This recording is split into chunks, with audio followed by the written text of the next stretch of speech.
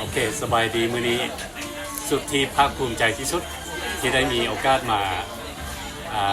ท่องเที่ยวนำบริษัทอาเทนา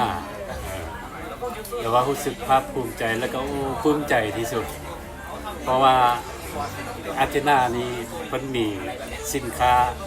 ที่ดีเอากับภูมิใจที่ว่ามั่นใจมีความเชื่อถือมีความศรัทธาต่อบริษัท